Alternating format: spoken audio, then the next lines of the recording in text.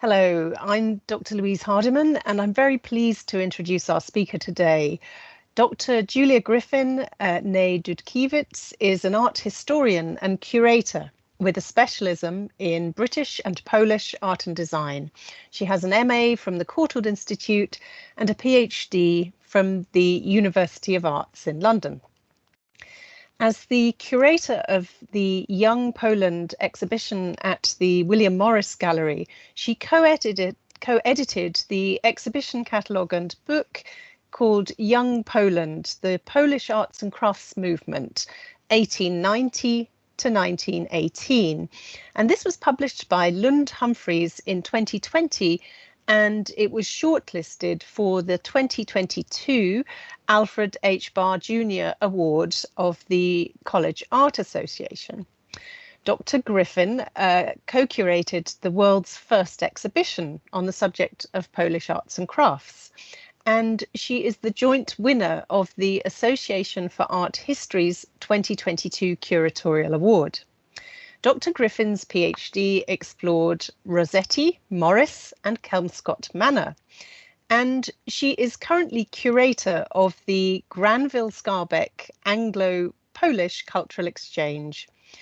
And as principal curator of the Guildhall Art Gallery, Julia designed the 15th anniversary rehang, which was launched in 2015. And for this, she was awarded the Freedom of the City of London. So, Julia, welcome. We are thrilled to have you with us here today. And I'm happy to hand over the floor to you now, if your slides are ready. Oh, wonderful. Thank you very much. Many thanks to Louise and to Lauren for inviting me to join this fascinating series. I'm delighted to be here. Good evening, ladies and gentlemen. Thank you very much for sparing the time to join us. The subject of my talk today is going to cover one of my favorite young Poland's artists, Karol Kłosowski, who was a genius for ornament.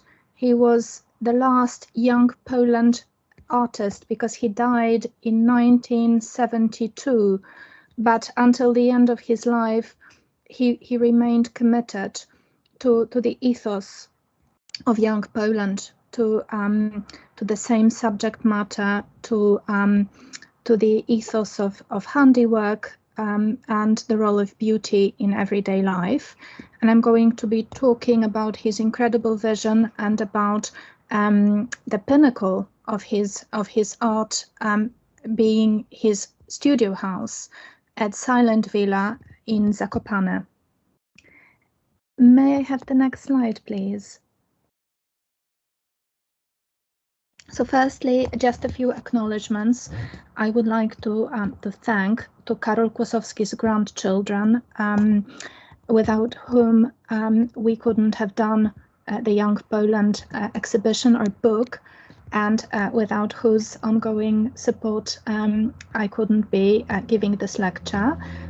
Ms. Urszula Bukowska, Mr. Jacek Bukowski, late Mr. Zygmunt Kłosowski, and Natalia Kłosowska.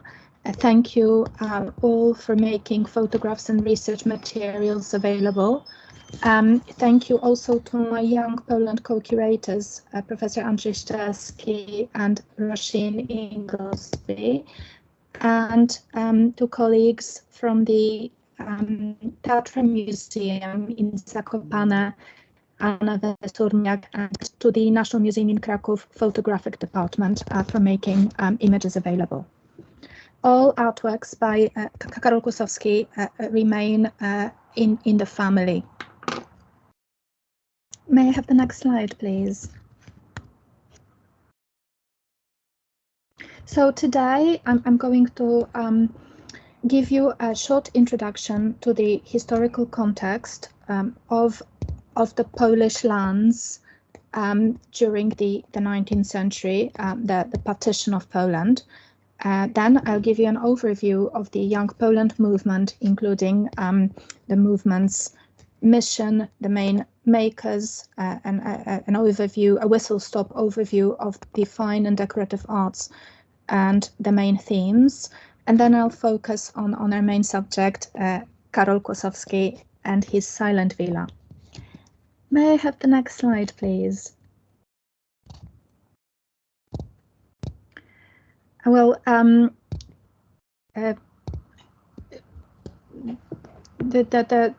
prerequisite for understanding Kłosowski's artistic philosophy is an insight into Poland's stormy history.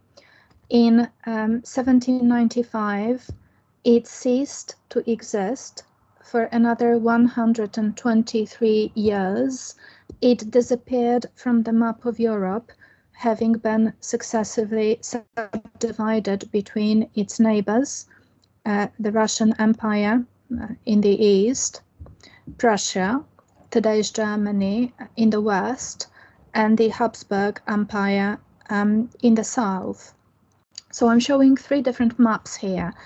In the top left, it's the territory of the Polish Commonwealth, marked in beige, when it was the largest, and in red, an outline of today's Poland, following territorial changes at the end of World War II. And then on the right-hand side, again, a detailed map of the divisions between the Russian Empire in dark brown, Prussia in light beige, and the Habsburg Empire in medium brown in the south. May I have the next slide, please?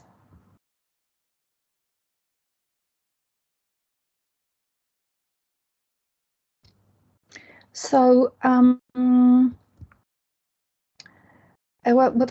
think what's really important is to highlight the contrast between the Polish territory and Great Britain during the 19th century. In the words of the historian Norman Davies, during the partitions, Poland became just an idea, a memory of the past and a hope for the future. Polish people were subjected to persecution, to exiles, to Siberia, forced labor. They were not allowed to speak the Polish language. The Russian partition was particularly severe. The occupants endeavored to impose their own respective cultural identities onto the Polish people in the hope of exterminating Polish people's cultural identity. At the same time, the British Empire was very extensive in 1886. I'm showing a map by Walter Crane. I should also add, so the two main differences between the Polish lands and Britain during this period was, well, the territorial expansion conducted by Britain and Poland's political non-existence on the one hand, but on the other hand, sort of attitude to handicraft. So, as you're aware, in Victorian Britain, as a result of the aftermath of the Industrial Revolution, British people felt they needed to revive handicrafts as a way of reconnecting with the pre-industrial past and with the British cultural ideal of sort of an unspoiled British village with vibrant handicraft traditions. On the other hand, within the Polish lands, the Industrial Revolution hadn't touched the Polish lands.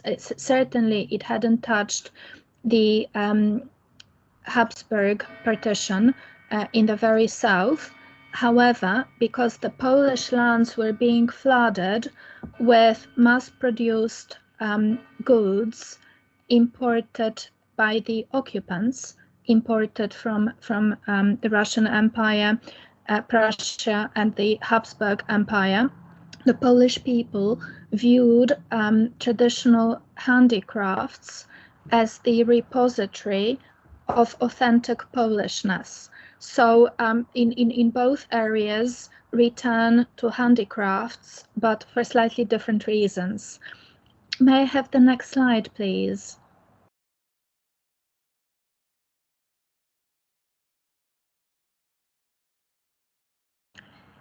Thank you. I should also add that initially, during the partitions, Polish people sort of undertook a number of military uprisings in the hope of in the hope of regaining their freedom.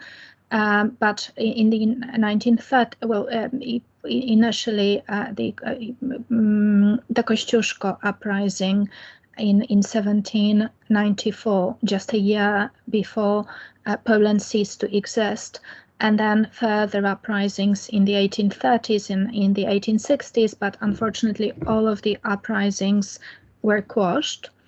So the Polish people turned to culture as an alternative way of preserving their endangered cultural identity, initially to literature and music, and then gradually to the visual arts. And I don't know if any of you has been to the recent exhibition at the National Gallery in London called Conversations with God, Jan Matejko's Astronomer Copernicus. It took place in 2021. Jan Matejko was Poland's greatest mid-19th century painter. He is still referred to as Master Matejko, and initially Matejko turned to history painting, the genre of history painting which he used as a vehicle for evoking Poland's past victory, and also as a vehicle for spurring people on and reflecting on their past as a way of fighting for their future. And I'm showing you Matejko's most famous painting, The Battle of Grunwald, which shows the Poland's victory over the Teutonic Knights in 1410. It's his largest work, and with this head-on perspective, it's actually the impact of the painting cannot be overstated. I would all urge you to visit the National Museum in Warsaw to experience it. And of course, in Britain, with the rebuilding of the Houses of Parliament, there were a number of history painters, such as Daniel Maclise. May I have the next slide, please? So Matejko also created this most powerful depiction of Poland as a woman. In the left, the painting was entitled Polonia, or Chained Poland. He created it in 1864, and it was on the subject of the unsuccessful January uprising. The canvas actually remained unfinished because Matejko was scared for his life, and he hid it behind the stove in his house in Krakow. And of course, he's evoking again the tradition of the European tradition of history painting practiced by people such as Paul Delaroche. However, the personifications of Poland as a woman taken into captivity as a martyr could not be more different to the allegories of the indomitable Britannia shown by artists such as William Davies. May I have the next slide, please? So probably this particular painting by Jan Styka, called Polonia, completed in 1891, is one of the most dramatic visual evocations of Poland as a martyr. And I'm showing you a detail of Poland in the top right corner, looking at a black flag with the dates of the 3 successive partitions of Poland inscribed on the flag, 1772, 1793, 1795. However, access to the history painting, was limited because of censorship and also due to their sheer scale and cost. They could only be viewed at exhibitions and some civic buildings. They could not be, there was some dissemination through prints as well, but this imagery couldn't penetrate people's everyday lives. May I have the next slide, please?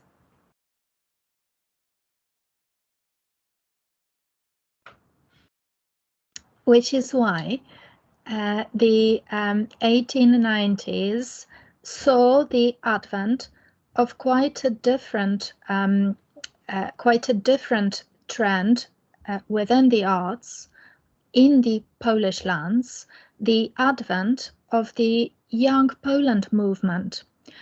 The Young Poland movement, which originated around 1890, was characterized by an unprecedented flourishing and integration of fine and decorative arts, and an unprecedented freedom of expression in search of Polish people's cultural and national identity.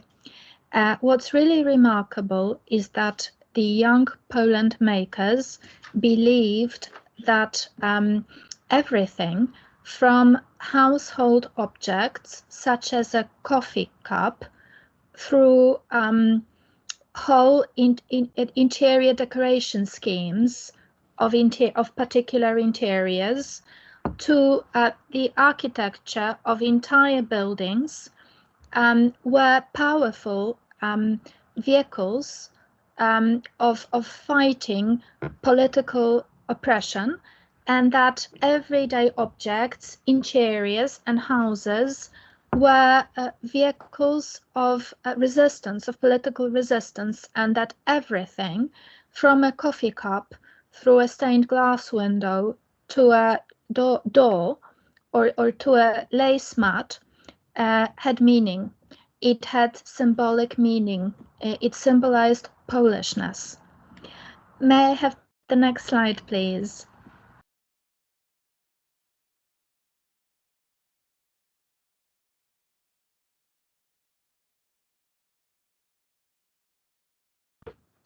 I don't know how many of you had a chance to visit the Young Poland exhibition, which was on show at the William Morris Gallery throughout 2021 and the beginning of 2022, or how many of you may have had the chance to read the book.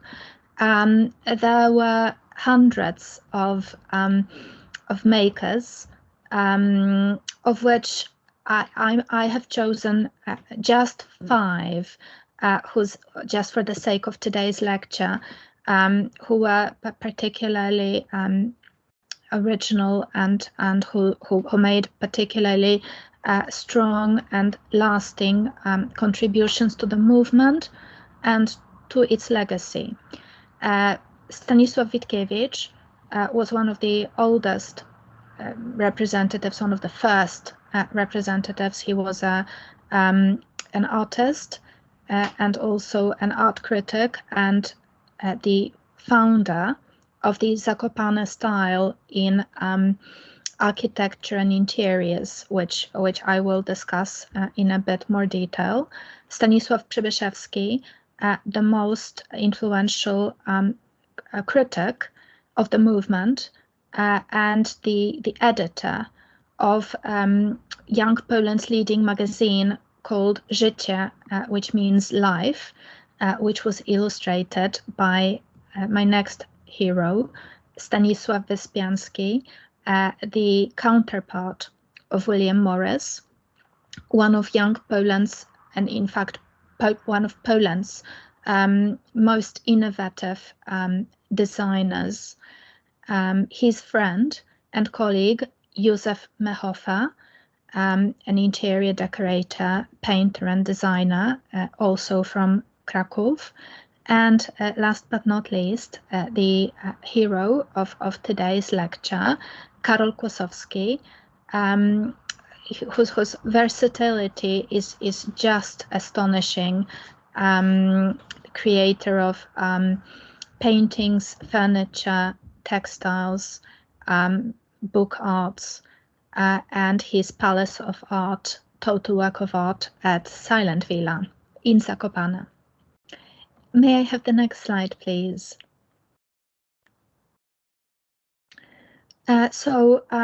This particular image by Józef Mehofer, Stanisław Wyspiański's friend, is the visual embodiment of what Young Poland was all about.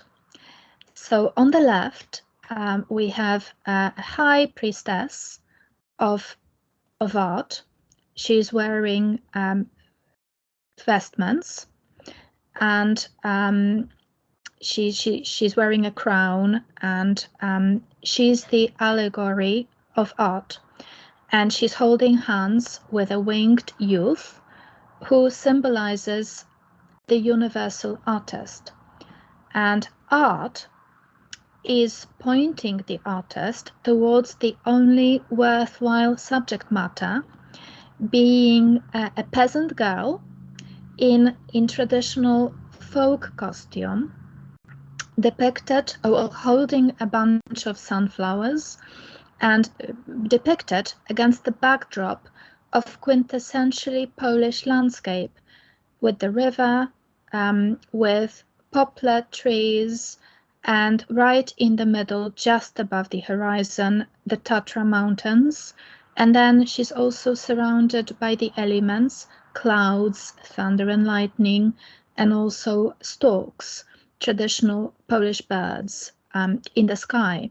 So the Young Poland movement was all about turning back to nature and to traditional crafts of the Polish peasantry and the Polish shepherds, because these were considered as authentic repositories of Polishness, of traditional Polish design.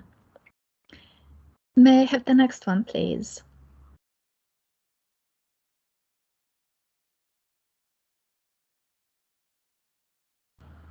So the Young Poland movement originated in the Habsburg partition, the Austrian partition, in the south.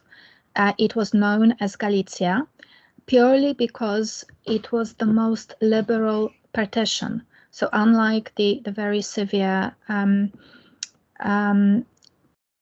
authorities of the Russian Empire and of Prussia, the Habsburg Empire authorities gave the Polish people a relative degree of freedom, which is why a patriotic arts movement was able to develop in the very south, around Kraków, the Poland's original capital, the equivalent of Winchester, with the Wawel Castle and cathedral on the Vistula River. By the way, the Vistula River, like the Thames in Britain, symbolizes Polishness, and the village of Zakopane at the foothill of Tatra Mountains, which are part of the Carpathian Mountains, was another area where the movement was able to develop, because it was a very wild area, wild mountainous area, which made it very hard to police it by the Austrian authorities. It was difficult to penetrate, and also it was populated by the indigenous Highlanders, who were shepherds, mountain shepherds, who farmed mainly sheep, and they were not peasants, because they had never been part of the feudal system. For centuries they had been a free people, and they were known for their strength of character and for their independence, which became a potent symbol during Poland's political oppression. I'm showing you a selection of drawings which were created by the originator of the Zakopane style, by Stanisław Witkiewicz, for the English Illustrated Magazine, and which were published here in Britain in 1888 and 1889 in articles called In the Polish Carpathians and Kraków,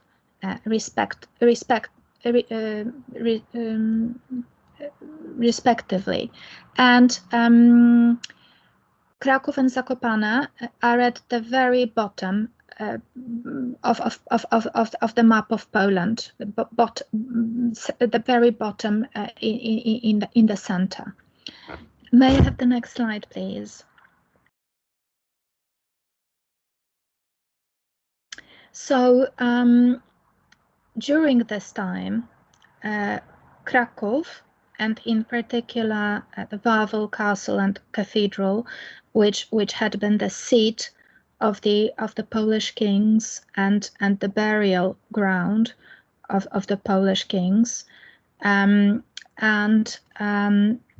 Zakopane, the village of Zakopane, with the silhouette of the Giewont mountain, which you can see in the textile on the right, became symbolic locations. They were considered as the beating hearts of the Polish people, and in particular, the silhouette of the mountain of Giewont is anthropomorphic, and it came to be known as the sleeping knight of Giewont, and the Polish people believed that the sleeping knight of Giewont would wake up and give a helping hand to the indomitable Polish people and help them regain their independence. May I have the next slide, please? So I have already mentioned that in the Young Poland movement, Polish nature, landscape, and vernacular crafts became strong sources of inspiration. And I wanted to say a few more words about the vernacular crafts of the Tatra mountain Highlanders. The Highlanders had three crafts, namely embroidery, and I'm showing you a heart-shaped embroidered motif known as parzenica, which was used to decorate Highlanders' woolen trousers, and the parzenica motif again became a potent symbol of Polishness. Secondly, they were very good at wooden carving, and in the bottom right corner, I'm showing you examples of wooden, vernacular wooden objects created by the Highlander shepherds, including a drinking cup with a handle in the shape of sheep's horns, a heart-shaped cheese mold the Highlanders made cheese from sheep's milk in these parzenica-shaped molds, and at the top it's a rack for wooden spoons. And so they were very strong at embroidery, at wood carving, and also at vernacular architecture. So in the middle of the slide, I'm showing you an example of a vernacular Highlander cottage built from local materials, from wood and from local stone, by the local Highlander builders, with a lot of ornamentation derived from indigenous nature. May I have the next slide, please?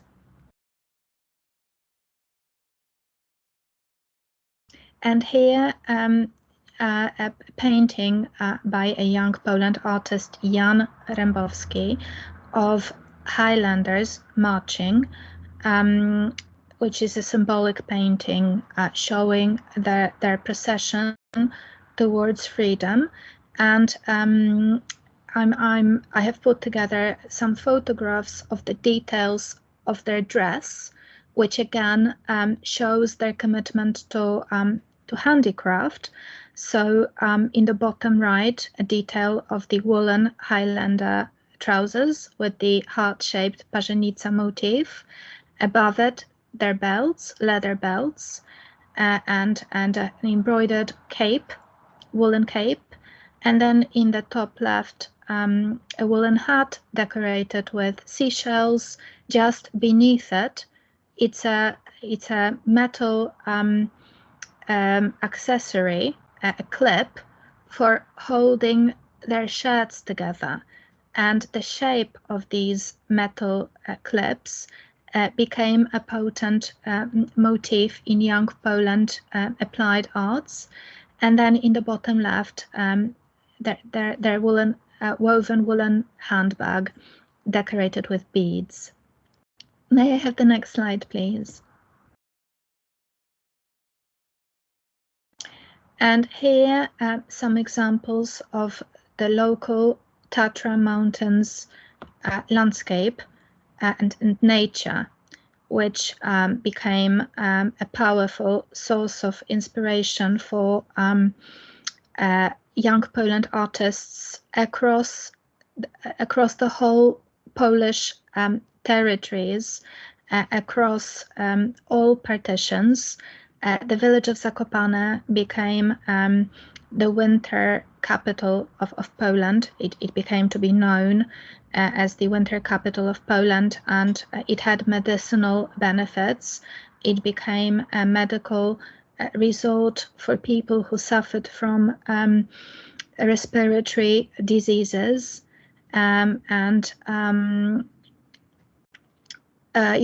you can get an idea of the sense of place from these wonderful paintings by Stanisław Witkiewicz, the creator of the Zakopane style, and Karol Kłosowski, the protagonist of today's lecture.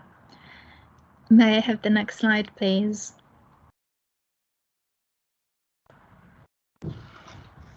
So now I come to one particular very important manifestation of the Young Poland movement, the Zakopane style in architecture and interior decoration, created by Stanisław Witkiewicz.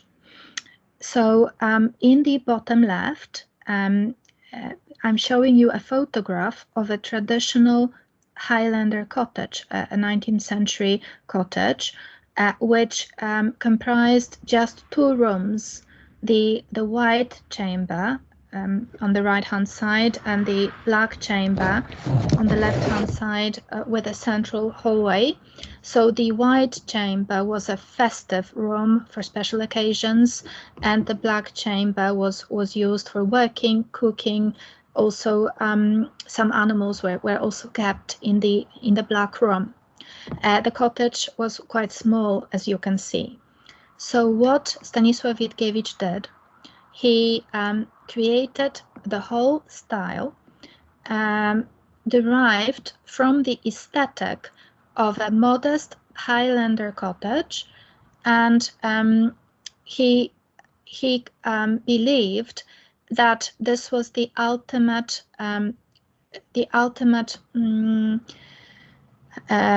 canon of beauty, universal beauty, for the poor and for the rich, and he created large-scale villas with all the modern conveniences, but based on the vernacular building methods and the aesthetic, the ornamentation of Highlander cottages. And here I'm showing you the first Zakopane-style building, Villa Koliba, which means Highlanders' shelter, built in 1892. May I have the next slide, please? So this is the apex of the Zakopane-style house under the firs, completed in 1897.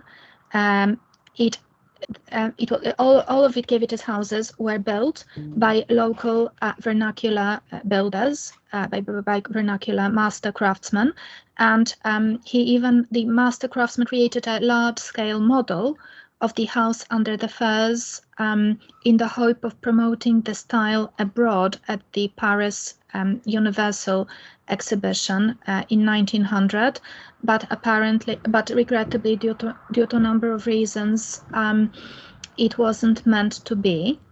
As a point of interest, Witkiewicz's wife made these wonderful woolen curtains decorated with the heart-shaped Parzenica motif from Highlanders trousers for the sitting room at the house under the firs. The same motif was also used to decorate the dresses of fashionable ladies, again as a way of preserving Polish people's endangered cultural identity. May I have the next slide, please? Well, I should also mention that this style extended to every single aspect of interior decoration, from a coffee cup to a teacup based on a traditional Highlanders drinking cup. The spoons in these services were actually based on traditional Highlander ladles, which I'm showing you in the bottom center, and the style extended to domestic architecture, to churches, and also to civic buildings. On the right-hand side, it's a view of the Holy Family Church, St. John the Baptist Chapel. The altarpiece is a self-portrait of Stanisław Witkiewicz, the founder of the style. May I have the next slide, please? So we now come to the main, with all this background in mind, with all this context to hand, we now come to the hero of today's topic, Karol Kłosowski, who was a polymath artist, designer, master craftsman, and a genius for ornament. He stated, "Pragmatism only serves the sustenance of a vegetative form of human existence. It is beauty which gives life fullness, dignity, and worth." Let's stay with us. Let's stay with this statement for a minute. It is beauty which gives life fullness, dignity, and worth. Karol Kłosowski originally came from the village of Pilatkowice in Podolia, today's western Ukraine. However, at the age of 14, he first visited Zakopane to study at the wood industry vocational school. He was a half orphan, and he came from a very poor peasant family in Podolia. and he could have never afforded to gain artistic education. However, he was a child prodigy, and he was noticed by the patron of his local village school, and he was given a number of scholarships to study at the best vocational schools and craft vocational schools and fine art academies within the Polish lands and abroad. However, having graduated from the Krakow Academy of Fine Arts and having spent time in Vienna, he chose to go back to the village of Zakopane, to settle down there and to lead the life of a master craftsman, championing the ethos of handiwork and practicing cultural democracy. He was convinced that everybody, irrespective of their social or financial status, deserved to be surrounded by beauty, and that everybody deserved to make craft, to pursue handiwork as a way of ennobling their life. Equally, Kosowski was committed to distilling Polishness through his paintings and through his diverse applied arts. If I tell you that he created over 1,000 paintings, 500 paper cuttings, a large body of furniture designs and architectural wooden carvings, kilims, which are quintessentially Polish woven textiles, lace mats, and also embroideries, book arts, book vignettes, and also holistic schemes for domestic and ecclesiastical interiors. He even designed a series of wooden roadside shrines. During the partitions, during Poland's political non-existence, the Polish people, who were primarily Catholic, believed that the Virgin Mary was the Queen of Poland, which is why those wooden roadside shrines with the image of Virgin Mary had a particularly potent symbolic meaning in addition to their religious role. Just a few facts about Kosowski before we look at his astonishing works. So he returned to Zakopane after graduating from the Krakow Academy of Fine Arts in 1907, and he got married to a Highlander poet, Katarzyna, and he moved into her humble Highlander cottage.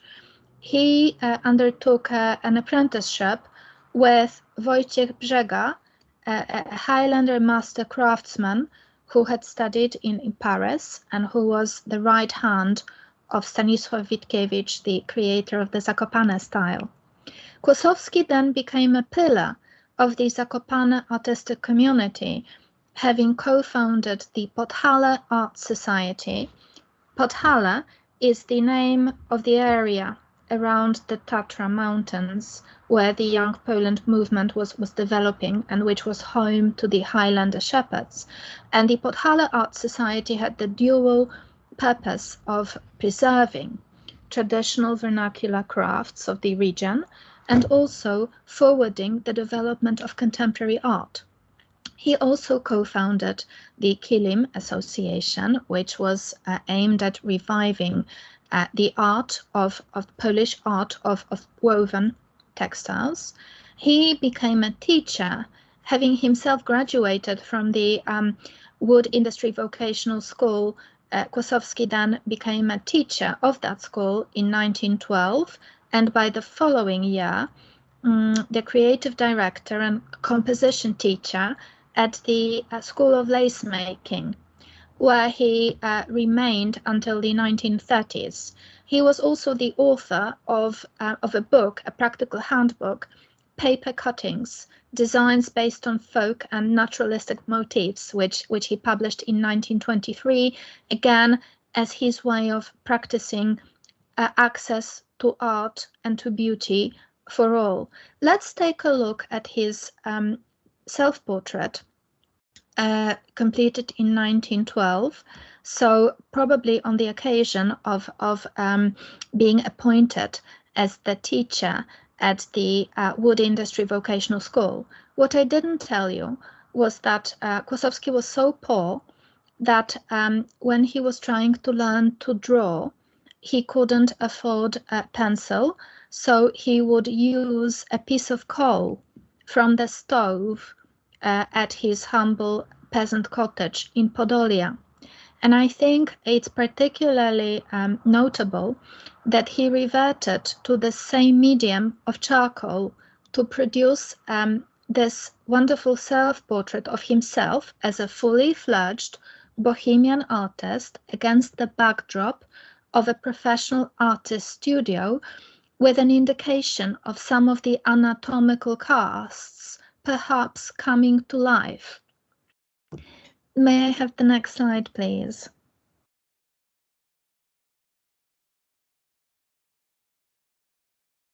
So I will now give you I'll give you a whistle-stop overview of Kłosowski's remarkable output, just to give you a sense of his vision and also of what the Young Poland movement was all about. So, as I mentioned, he created several hundred paintings in oil and sort of pastel as well. So on the left, it's a symbolical painting called At Bobbin Lace-Making Legend, which doubles as the portrait of his daughter, Helena, in the act of lace making.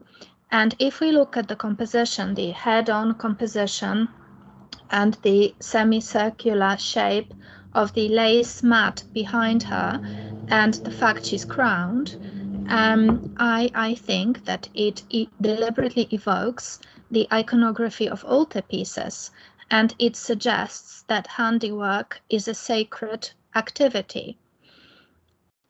In the top right corner, it's a picture called A Wayside Shrine from Podhala, and it shows one of the vernacular shrines with the image of the Virgin Mary as the Queen of Poland, with the symbol of the burning candle, which could be interpreted as the hope of the Polish people in regaining independence, and behind the shrine, the silhouette of the sleeping Knight of Gievont, about to wake up.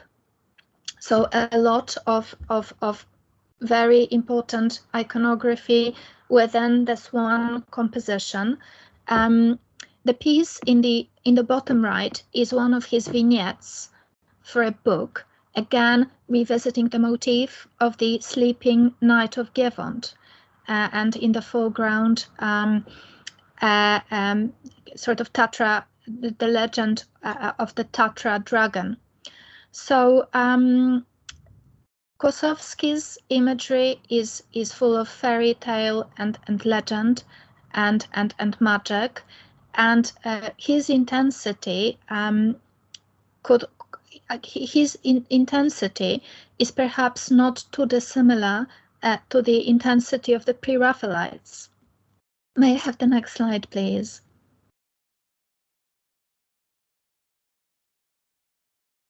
Here, just a couple of examples of his wooden carvings and furniture. On the left, a dresser, which combines several styles. It combines the styles of the local Highlander shepherds, including the decoration in the doors at the bottom, the motif of the sun, the rays of the sun, and also the trellis, and the sort of vegetation motifs in the top cupboards, sort of evokes the vernacular ornamentation of the Highlanders, and then the horses at the top, they hint at Podolian design from what is now Ukraine, and it's also decorated with one of his paper cuttings, so his own idiosyncratic motifs. On the right-hand side, one of my favorite elements of his total work of art at Silent Villa, the doorway leading to his studio, which is inscribed with the Latin inscription, which means the dawn is a friend of the muses, because he had a very high work ethic and he worked very long hours.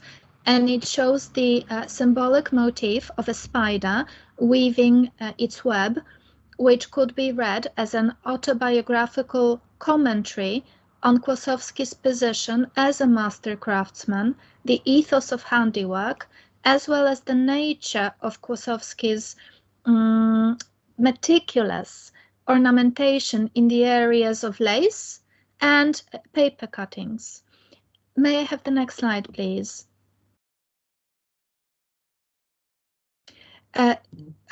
These are just a couple of kilims, again with these ones showing the local robbers, the sort of Polish equivalent of Robin Hood and his band, who were stealing money from the rich and giving it away to the poor.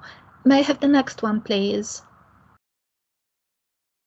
Another example of a kilim produced at the Kilim Association. May I have the next one, please?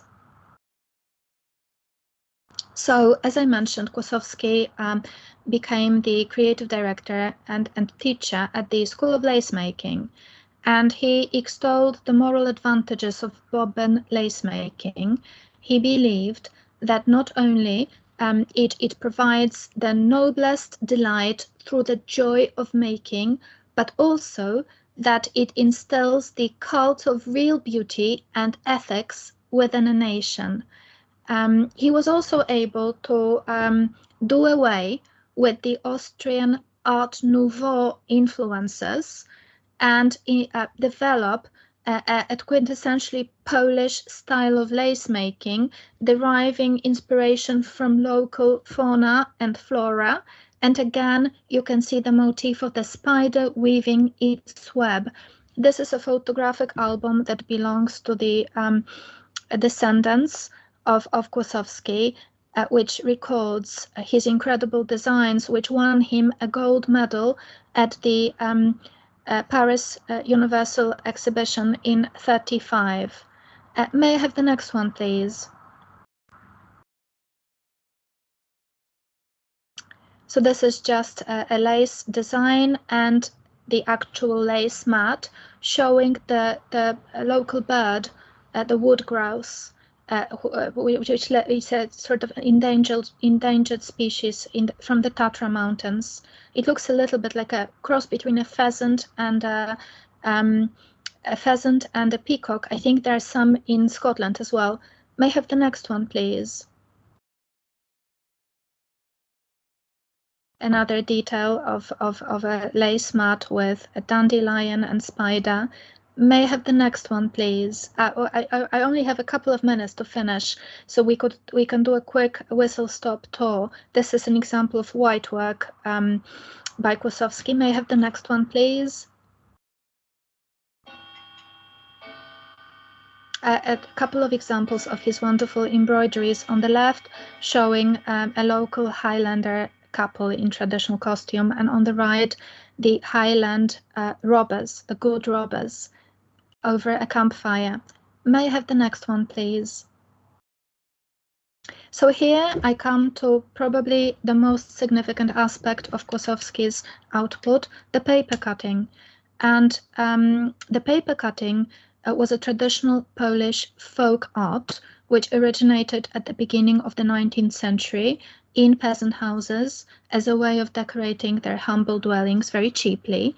Initially, they were a substitute for net curtains. They were displayed in the windows, and progressively they were created as paint pictures to decorate the walls. Interestingly, there had been no tradition of paper cutting in the Tatra Mountains, but there was a tradition of paper cutting in Podolia, today's Ukraine. So Kosowski sort of transplanted this particular technique to Zakopane, but he created his own iconography of the wonderful squirrels, grasshoppers, hairy, crawling caterpillars, grass snakes, as well as more overtly patriotic motifs like the eagle, which is the Polish national emblem, and also bottom middle, the heart-shaped Paźenica motif from Highlanders trousers. May I have the next one, please? So this is just a view of the Kosowski exhibition, the Kosowski room from the Young Poland exhibition at William Morris Gallery with the paper cuts on the far left. But what is important is that he believed everybody was able to afford making these paper cuttings for their homes, and he made them with sort of the same tools he used for wood carving. You can see the tools in the glass case, and also with scissors by folding paper into several axes of symmetry. And they're actually tiny. The paper cuttings are really, really small, so he was extremely dexterous. May I have the next one, please? So now I would like to show you just a handful of slides of Silent Villa, his house at Zakopane, which is the most beautiful young Poland house I've ever seen in my life. And even though Zakopane was sort of a home to a vibrant artistic colony during the Young Poland period, Silent Villa is the only artist studio house from that period to have survived in Zakopane. And believe it or not, Kosowski turned his wife's humble Highlander cottage into this incredible total work of art, which he renamed Silent Villa, through a series of alterations and extensions from 1907 until the 1930s. And probably one could say that Silent Villa was to Kosowski what Kelmscott Manor never was to Morris, because Morris was never able to spend as much time at Kelmscott as he would have wanted because of his work commitments in London. But Kosowski took the decision of settling down in Zakopane and leading an arts and crafts life until at the end of his life in 1971. Could we have a quick browse through the remaining slides, please?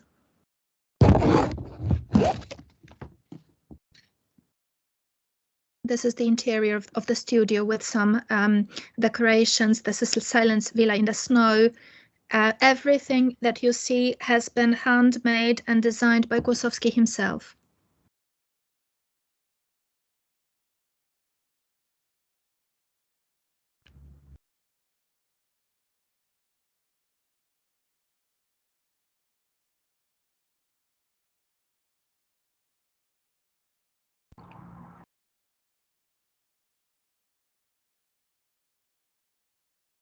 Here, just a couple of sentences in terms of Polish makers' awareness of what was going on in Britain. Adrian Baraniecki, who visited the South Kensington Museum established a similar museum of science, design and industry in Krakow by 1868 on the British model, and the first biography of Morris came out in Polish in 1900. Could I have the next slide, please? So this, I would like to finish by showing you this painting by Stanisław Wyspiański called Strawman Dancing in Planty Park, which was depicted in Krakow, and you can just about make out the silhouette of the Wawel Cathedral and Castle in the top right through the trees.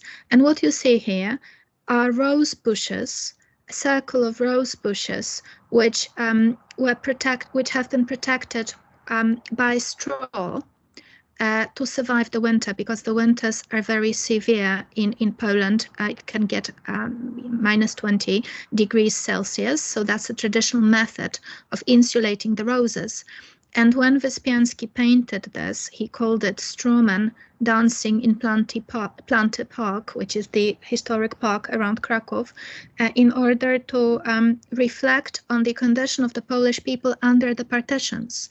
So the duality of the symbol meant that a strawman can be interpreted as a figurehead, somebody who has fallen into lethargy, who is not really on the ball, who's not a decision maker. And by the 1890s, when the Young Poland movement emerged, the Polish people had fallen into a state of lethargy because of the repeated failures of the military uprisings, and they found it hard to continue believing independence could be regained. But on the other hand, by putting the straw into the roses, around the roses, you hope that they will survive the winter, and that when the straw is removed, when the spring comes, that the roses would have survived. And they did. Poland regained its independence in 1918, at the end of World War II, and it is believed that the efforts of the remarkable generations of young Poland artists and designers played a major part in keeping up the morale of the Polish people, and made a major contribution to regaining independence. Could we have a look at the last slide, please? If you would like to learn more about Young Poland, I would be delighted if you would like to read the book that I've put together with colleagues, Young Poland, published by Land Humphreys in 2020, commissioned by Land Humphreys commissioning editor Lucy Clark, who made it all possible. And also, I'm delighted to say that Ace Cultural Tours have asked me to design a tour, the Arts and Crafts of Young Poland, which I will be leading in October, and there are still places if you would like to book. Thank you very much.